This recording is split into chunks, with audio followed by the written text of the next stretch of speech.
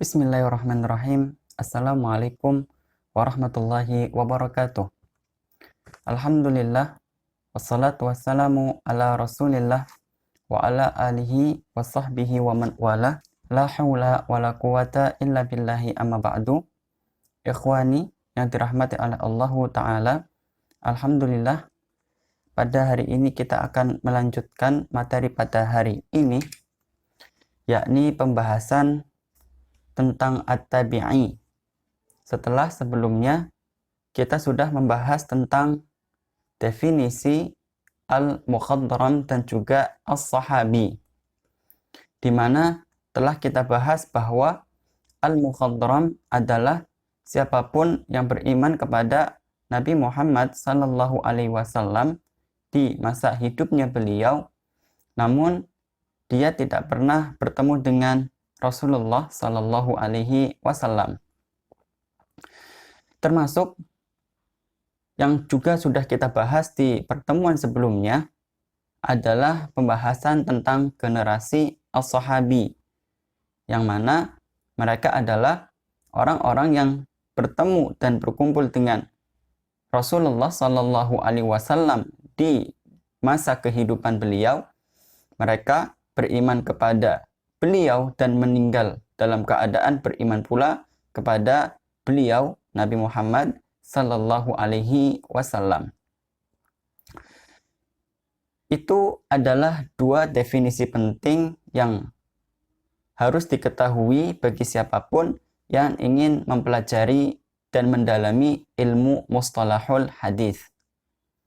Sekarang mari kita menuju kepada pembahasan selanjutnya di halaman ke-35 pada kitab antum sekalian tentang generasi at-tabi'i.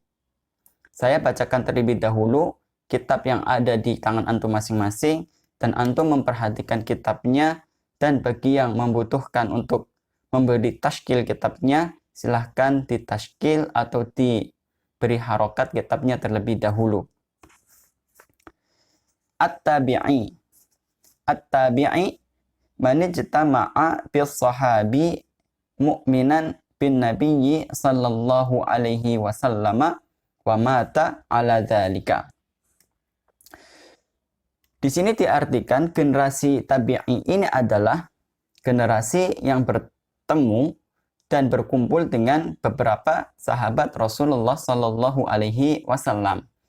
Mereka beriman kepada Rasulullah serta meninggal juga dalam keadaan beriman kepada Rasulullah sallallahu alaihi wasallam. Ikhwani fiddin, a'azzanillahu ta'ala wa iyyakum. Dari pengertian tersebut dapat diketahui bahwa generasi at-tabi'i paling tidak harus memiliki 3 kriteria. Yang mana kriteria pertama adalah ijtima'uhu bis sahabah, atau yang saya artikan mereka bertemu dan berkumpul dengan beberapa sahabat Rasulullah sallallahu alaihi wasallam. Definisi yang kedua adalah imanuhu bi Rasulillahi sallallahu alaihi wasallam, yakni selain bertemu dengan sahabat Rasulullah, mereka juga dalam keadaan beriman kepada Nabi Muhammad sallallahu alaihi wasallam. Kriteria yang ketiga adalah mautuhu alal imani, yang artinya ketika mereka meninggal, meninggalnya pun masih dalam keadaan beriman kepada Rasulullah sallallahu alaihi wasallam. Ikhwani fiddin, a'azzani Allah ta'ala wa iyyakum. Kemudian kembali lihat dalam kitab antum, di situ dikatakan wattabi'una katsiruna la yumkinu hasruhum wa hum ala thalathati tabaqatin kubra wa sughra wa bainahuma.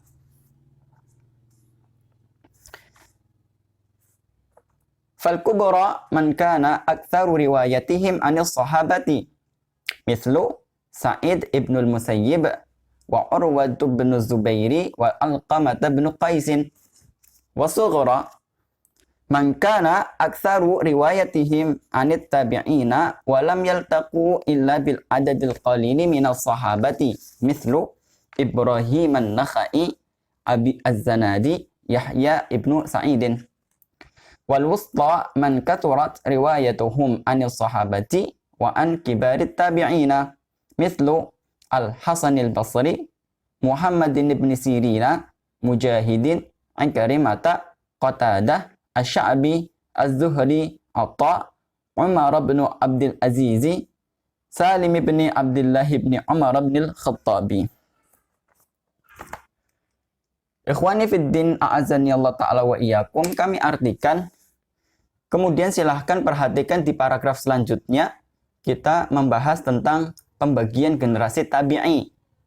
Di sana dikatakan, generasi tabi'i ini terbagi menjadi 3 golongan, yakni pertama al-kubra, lalu as-sughra, kemudian al-wusta.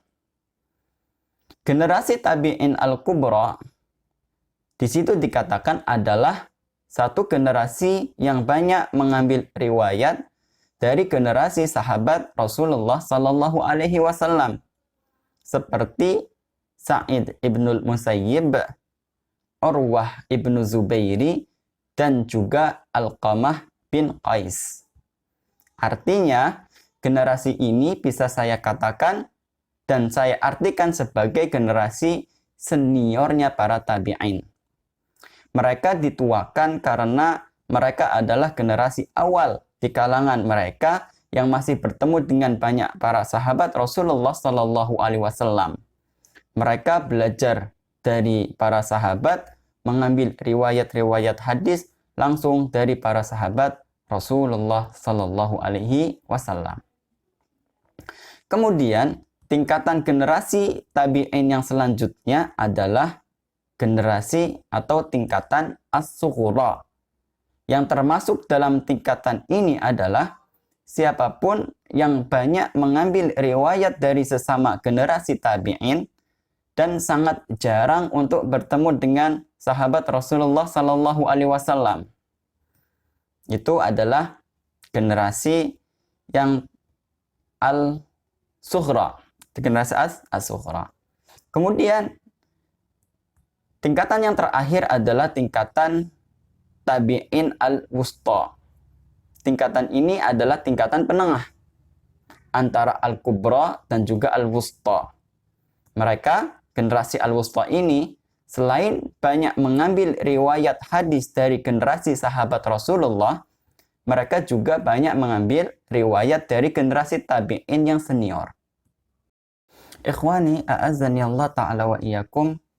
Mungkin itu yang dapat Ustadz sampaikan pada kajian kita online pada hari ini berkenaan dengan materi tentang at-tabi'i.